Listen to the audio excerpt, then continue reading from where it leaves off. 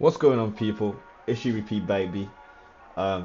Today I'm gonna keep it very short and very simple because these markets are taking the piss. Obviously, like, I'm aware that the conditions that we're in, so it's not really surprising. Like, I'm not, yeah, I'm not surprised, especially after how last week was and how this week has been.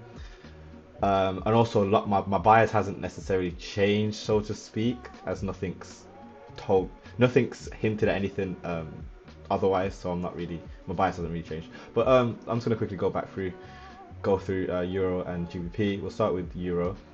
These are the markings I made yesterday. I don't know if you watched yesterday's video, but I marked out this massive liquidity void. I marked out the 50% level and the 25% level, and then I had an hourly fair value gap here. As you can see, we traded into that. Volume has remained inside. We did wick down deeper into this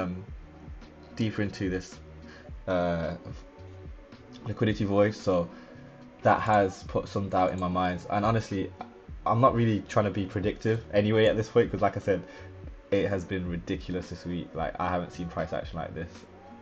I don't think I've ever seen price action this mad. Like, don't get me wrong, I've seen consolidations, but when it's this animated, I haven't seen action like this. So like, this is all new to me. But yeah, we traded down. As you can see, we've come back up. And we're just retracing now. So I don't know if it's gonna go lower. Honestly, like I said, this week up, down, up, down, up, down, up. That's all it's been doing. Obviously, in doing so though, it is creating liquidity on the buy side and sell side. And with the interest rate decisions next week, I think we're expecting the dollar to be putting up their interest rates. I wouldn't be surprised if this is all if all this consolidation is purely so that we can have a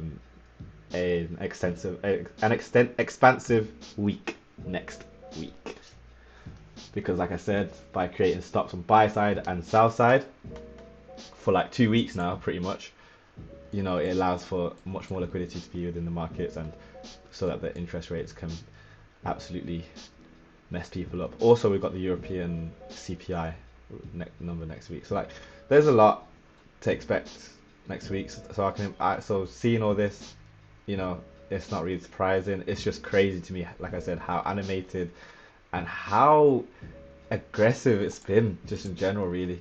So there's not much for me to say. I'm not going to analyze it too much. Next week I'll definitely be on it. But I just wanted to make sure I keep posting, because I know I want to, I want you guys to carry on following me and subscribe, guys. Don't forget to subscribe. Blah blah blah blah blah blah blah.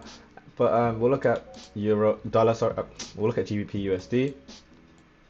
This I marked out yesterday as well. If you saw yesterday's video, you would have seen me do this. Let me mark out the 50% of this. I didn't actually do that in the video. You can see we traded down to it. Volume has remained above it. So like I said, seeing this, my bias in terms of expecting this buy side to get taken hasn't necessarily changed. However, with it being Thursday tomorrow, we've only got 2 days left of the week, and as I said, and as you can see, yeah, I ain't got many words. Genuinely, that's all for today. Don't get me wrong, once the markets are back to their normal selves, and they probably will be next week or the week after, analysis is going to be on point. Analysis is going to be top 10, and you'll want to stick around for that. So yeah, thanks for listening. I kept this short, I kept it sweet. We're at 4 minutes, and yeah, thank you for watching. This has been GBP, baby. Also, there's another video dropping today, so keep an eye out for that. Cool.